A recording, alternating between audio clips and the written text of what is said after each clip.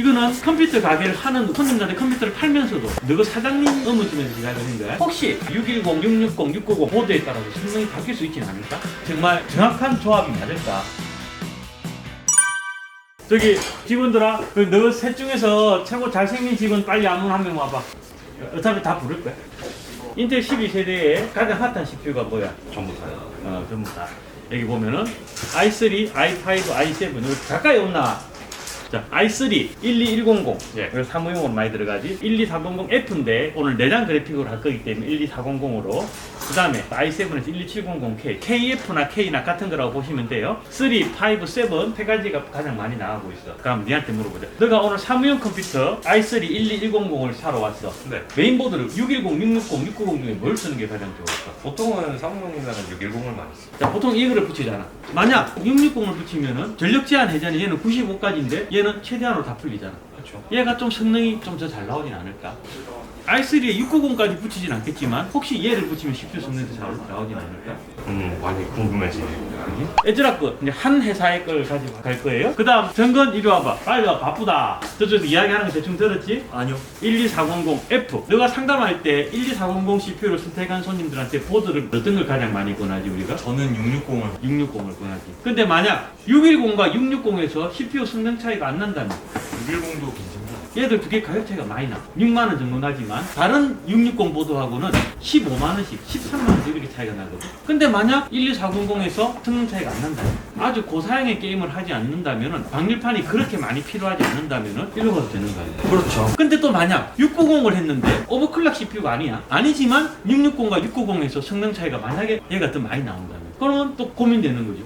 12400, 12500, 11600 노케이 버전에서도 혹시 690 보드를 그렇다면 690 보드 중에서 저렴한 보드를 찾아서 걸로 가는 게 좋은가? 우리가 손님들한테 컴퓨터를 팔면서도 사실은 좀 의문스러운 부분이 있었던. 자, 선호 i7을 넘어올 때 가장 많이 나가는 게 얘잖아. 12700K 혹은 KF지. 여기에 보드를 뭘 권하노? 당연히 690을 가지. 왜? 오버클럭이 되니까. 자, 그런데 실제로 우리한테 K 버전의 컴퓨터를 사가가지고 매뉴얼 오버클럭을 하는 손님이 많이 있나? 거의 없어요. 거의 없단 말이지. 다시 말하지만 K가 붙은 거하고 안 붙은 거는 사실 다른 CPU예요. 오버클럭을 해야만 성능 차이가 난다고 잘못 알고 계신 분들이 있는데 오버클럭 안 하면 그 자체만으로도 성능 차이가 나잖아. 그렇지? 그렇다면 굳이 600을 안 가고 660을 가더라도 성능이 혹시 똑같이 나오진 않을까? 그럴 수도 있을 것 같기도 하고요. 그렇지. 혹시 얘가 610에서도 똑같은 성능이 나오지 않을까? 물론 그렇진 않겠지만 우리가 이렇게 이때까지 짝을 맞출 때 요렇게 맞추고 요렇게 일나봐라. 네. 자, 우리가 습관적으로 이렇게 짝을 맞추는 거예요. 그렇죠. 맞는데 가끔은 상담을 하면서 예산에 맞춰서 요거를 6106으로 가기도 해. 네. 이렇게 반대는 안 가지만 이때까지 이게 정말 정확한 조합이 맞을까? 혹시 얘를 얘랑 붙여도 성능 차이가 없을까? 얘를 만약에 1로 붙이면 성능이 더 향상이 되진 않을까? 그런 오류가 있을지도 않을까? 그래서 너희 사장이 이걸 해보려고 하는 거야. 등급이라는 표현이 정확한 표현은 아니지만 보드의 등급에 따라서 CPU 벤치 점수의 차이가 날까? 12100, 12400 F로 갈로를 놨어요. 12700에서 전력 제한은 다 풀은 상태로 610, 660, 690의 각 시내 벤치 이걸 해볼 거예요. 테스트 조건은 이렇습니다. 똑같은 회사 보드로 했습니다. 만약 이게 제조사가 보드가 섞인다면은 제조사별 특성을 또 따라갈 수도 있겠지만 그리고 롱 듀레이션 테스트를 하기 위해서 R23 버전으로 그다음에 내장 그래픽으로 하겠습니다. 그리고 말한 것처럼 매뉴얼 오버클럭을 하지 않은 상태 그냥 전력 제한만 해제를 풀은 상태에서 테스트를 해서 점수를 뽑아보도록 하겠습니다. 예상되는 대로 나올 것 같기는 한데 만약 이게 예상대로 안 나오잖아.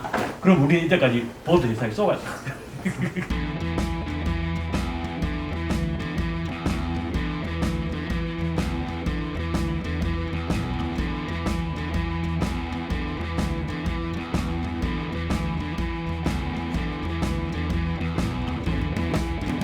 결론이 나왔어요. 어느 정도 예상한 결과도 있고 또 예상하지 못한 결과도 나왔는데 아까 i3 대답했던 직원이 누구지? 12100 같은 경우에 610, 660, 690 보드를 썼을 때 얘가 이겨. 인텔 12세대 i3 같은 경우에 610을 우리가 썼는데 사실은 보니까 660을 썼을 때 CPU의 벤치 점수는 더 향상이 돼. 시간 날 만큼 향상이 돼. 8100점에서 8400점이 되니까 한 4% 정도 올라간다고 봐야 돼. 대충 계산해서 계산되지. 그런데 보면은 660과 690은 오차 범위 내에서 왔다 갔다 하고 있는 거죠. 그래서 이 표만 본다면은 i3도 610보다 660 보드를 썼을 때 CPU적인 능력이 향상이 된다. 물론 i3 자체가 우리가 사무용으로 제공하기 때문에 과도하게 또 올릴 필요가 없을 것 같기는 해요.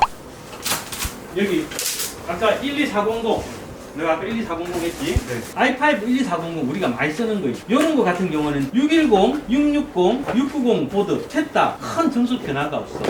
거의 같다라고 보면 돼. 오차 범위 안에서 왔다 갔다 하면 되는 거야. 그러니까 우리가 상담을 할 때 예산을 맞추려면 610 보드를 써도 된다는 거야. 이 표만 본다면 12400을 할 때 굳이 660을 안 써도 되고 610을 써도 괜찮다라고 볼 수 있는 어떤 소극적인 결론에 접근할 수도 있다는 거죠. 마지막으로 12700 들어봐. 12700 같은 경우에는 너무나 당연하게도 660과 690이 훨씬 더 높은 점수를 보여주고 있고 660과 690은 오차 범위 내에서 같은 점수라고 보면 될 거예요. 무슨 말이냐면은 매뉴얼 오버클럭을 하지 않는다면은 K CPU도 660을 쓰거나 690을 쓸 때 별다른 큰 차이가 없다. 이렇게 볼 수도 있겠다는 거예요. 형 파워 몇이에요? 갔다 거기 옆에. 이거 열악하다 정말. 저희들은 생계형 유튜브이기 때문에 리뷰를 하는 접근 방식이 다른 전문 유튜버분들하고 조금 다를 수가 있어요. 그래서 우리가 도출해내는 어떤 결론적인 이야기들이 다른 분들하고 다를 수 있다는 것을 감안을 하고 실상담에서 실제 조립을 들어갈 때 위주로 하고 있다는 걸 좀 이해를 해주신다면 이때까지 우리가 근데 또 i3를 하면서 660 쓰기는 좀 그렇긴 하지만 이런 약간은 예상했던 거하고 다른 결론이 나왔다라는 걸 이야기를 해주시고 앞으로 이제 저희들도 좀 조립을 할 때 이 부분을 좀 감안을 하고 싶어요. 그래서 i3를 갈 때 CPU적인 성능을 좀 욕심을 내고 싶다. 그럼 660을 쓸 거고 i5를 하면서 예산을 좀 낮추고 싶다라고 하면은 610을 쓸 것이고 K CPU를 쓰지만 매뉴얼 오버클럭을 하지 않는다면은 방열판이 잘 돼 있는 660 보드로 접근해 보는 것도 좀 경제적인 방법이 아닌가라고 생각을 하면서 영상 마무리 짓도록 하겠습니다. 고생하셨습니다. 저희가요?